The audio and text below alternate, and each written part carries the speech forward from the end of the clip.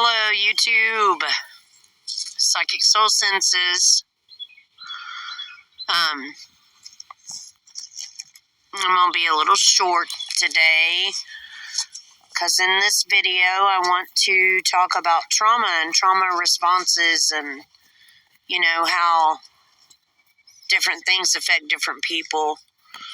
I've been thinking a lot about this.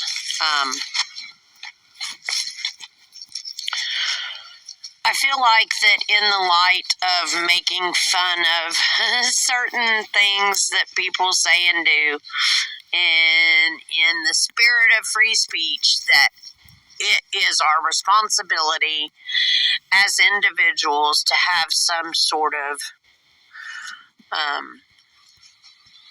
let me think of how to say the word. I know how to say it.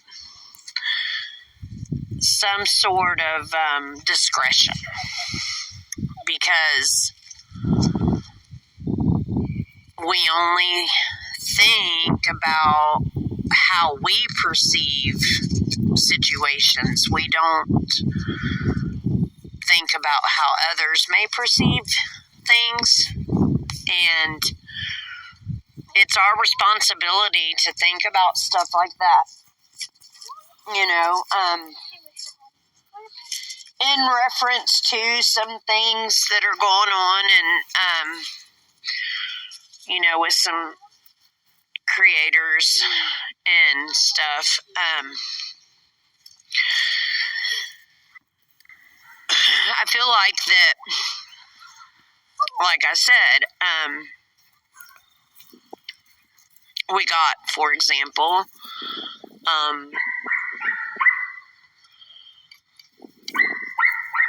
there's a puppy barking up in the woods. That's a little puppy, too. Sounds like. Not much bigger than my Daisy. Check out Daisy. She's here, too. Daisy's reporting.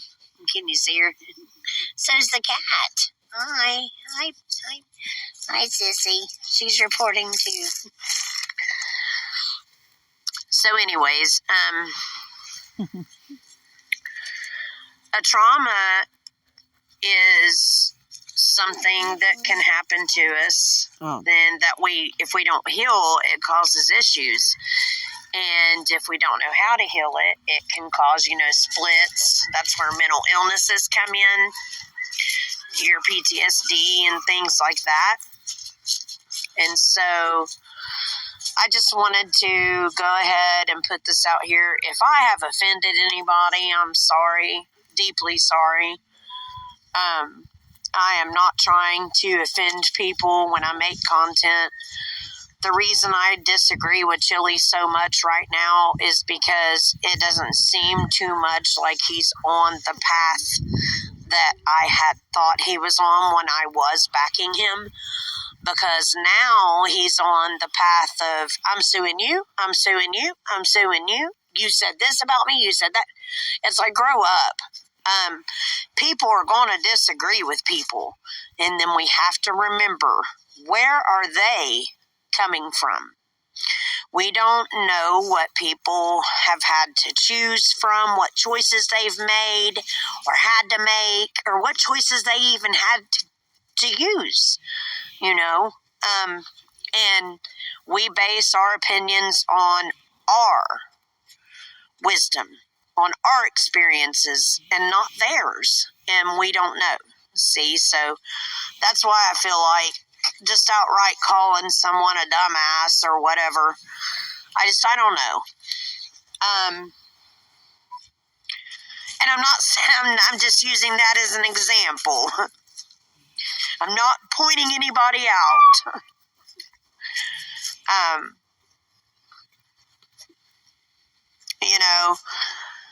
People think I'm so against Ironton Auditor, and I'm not. Okay? I just, hey, I like the way he doesn't get in the cop's face and he don't disrespect them. I love that. It's my favorite part. I wish that he would be more informative to the people that are getting pulled over. That's it. That's just my opinion. So I haven't said anything wrong. I don't agree completely, and that doesn't make me bad, right? It doesn't make you bad if you watch this video and you're like, man, I don't like her. She's a B or whatever. I wouldn't recommend just saying that. That's where you start getting into feelings. But to come out and say, well, I just don't like your content because blah, blah, blah, blah. I just think you're in the, cool. You have your opinion. I have mine. So we're good. But in the big scheme of things, I don't want to be hurting someone. And I kind of feel like that Chili, he doesn't seem to be able to take any feedback. And if it's negative feedback, he thinks it's an attack. And not all negative feedback is an attack. So I'll leave it at that. And we're going to go into some information about trauma. Okay? So, again, I try to respect everyone. So everyone have a great day. And if I have been an issue that has hurt you, I am sorry.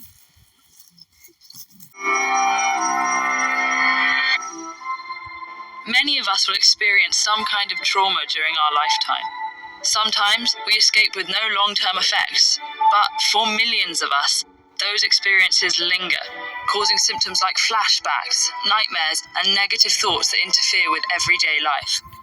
This phenomenon, called post-traumatic stress disorder, or PTSD, isn't a personal failing. Rather, it's a treatable malfunction of certain biological mechanisms that allow us to cope with dangerous experiences. To understand PTSD, we first need to understand how the brain processes a wide range of ordeals, including the death of a loved one, domestic violence, injury or illness, abuse, rape, war, car accidents, and natural disasters. These events can bring on feelings of danger and helplessness, which activate the brain's alarm system, known as the fight, flight, freeze response. When this alarm sounds, the hypothalamic, pituitary, and adrenal systems, known as the HPA axis, work together to send signals to the autonomic nervous system. That's the network that communicates with adrenal glands and internal organs to help regulate functions like heart rate, digestion, and respiration.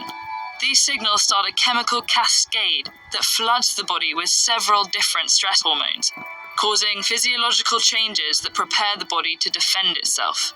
Our heart rate speeds up, breathing quickens, and muscles tense. Even after a crisis is over, escalated levels of stress hormones may last for days, contributing to jittery feelings, nightmares, and other symptoms. For most people, these experiences disappear within a few days to 2 weeks as their hormone levels stabilize.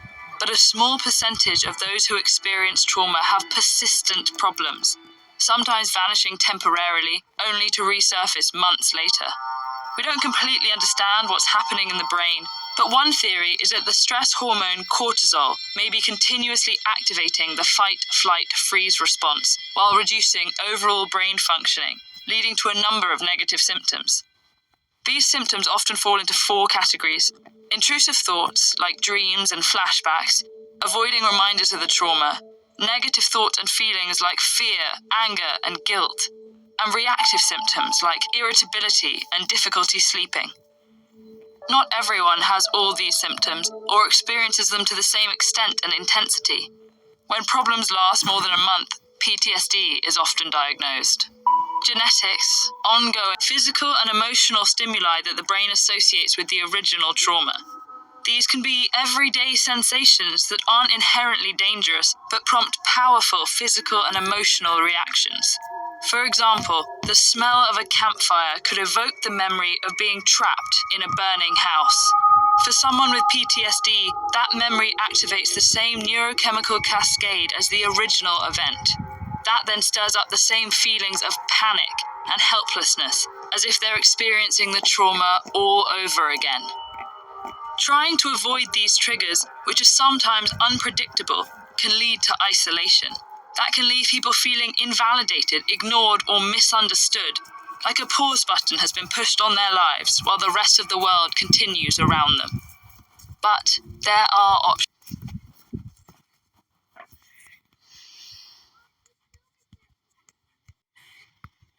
options. If you think you might be suffering from PTSD, the first step is an evaluation with a mental health professional who can direct you towards the many resources available. Psychotherapy can be very effective for PTSD, helping patients better understand their triggers. And certain medications can make symptoms more manageable, as can self-care practices like mindfulness and regular exercise. What if you notice signs of PTSD in a friend or family member? Social support, acceptance, and empathy are key to helping and recovery. Let them know you believe their account of what they're experiencing, and that you don't blame them for their reactions. If they're open to it, encourage them to seek evaluation and treatment. PTSD has been called the hidden wound because it comes without outward physical signs. But even if it is an invisible disorder, it doesn't have to be a silent one. Mental health conditions impact millions of people around the world, yet are often misunderstood. Check out this playlist to get informed.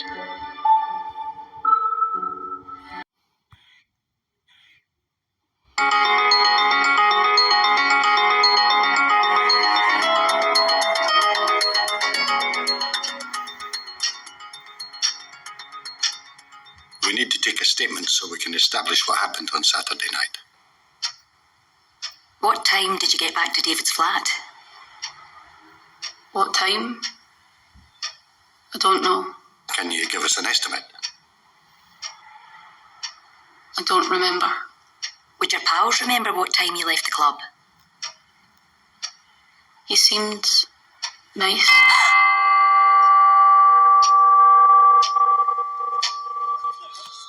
She didn't remember much, did she? I know. And now we've got to waste more time on a daft lecture. We know how to deal with victims. We've had years of experience. Well, some of us have had more years than others. I'm in my prime, I'll have you know. That'll be right. Today's session is about trauma. The latest in brain science will help you in your work. I'll start with a tour of the parts of the human brain. The reptilian brain maintains basic bodily functions. The limbic system is also instinctive. It deals with fear and pleasure. For example, you pat a dog, it senses pleasure, and without thinking, wags its tail. The neocortex is the site of logic, imagination, planning, and control. It's more sophisticated, but because it's conscious, it's slower than the older parts of the brain. The amygdala is a key part of the limbic system. It has one job: to sense danger and set off the alarm. When it's a matter of survival, the primitive parts of the brain override the conscious part. There are 3 possible survival responses: fight, flight, or the one that people don't think of, freeze. When the alarm goes off, blood and oxygen are diverted to muscles, adrenaline floods the body, and all systems that are not crucial to survival are switched off. Normally, the job of the hippocampus is to file memories so you can retrieve them later, but in times of danger, it stops filing memories, which makes it harder to gather evidence later on.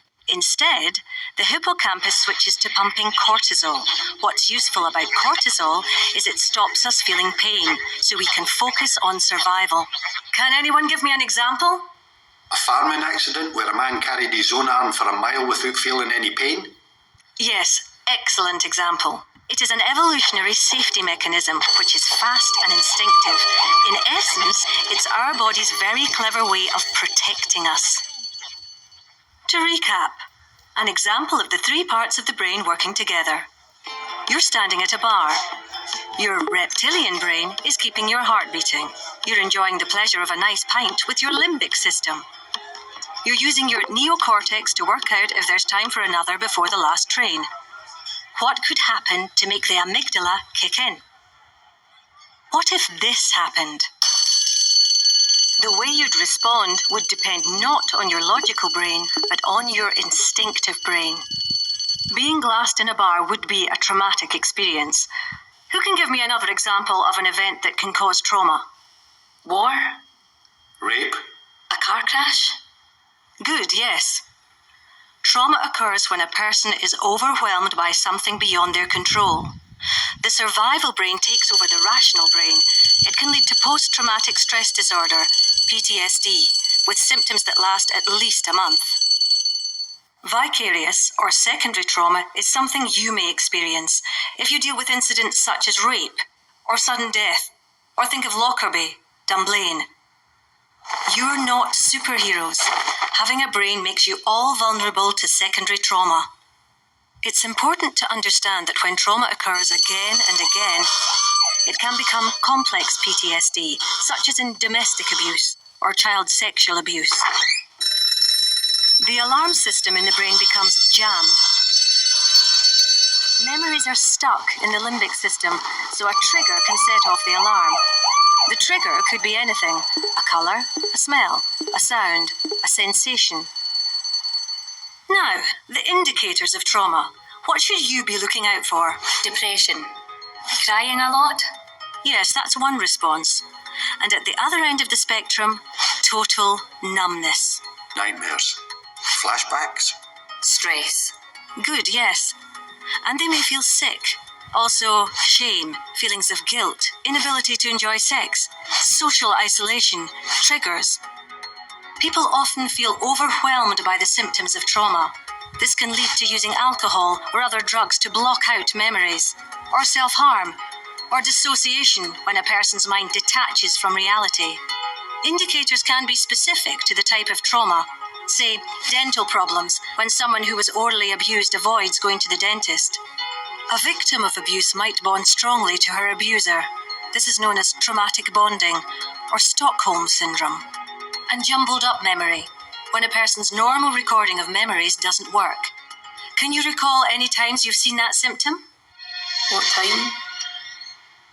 I don't know. A traumatized person may not seem like her usual self, or may be hypervigilant, on edge, or being startled by everyday things. Everyone is different. You never know what impact trauma will have. Symptoms can change from day to day. So what does all this mean in practice, in your job?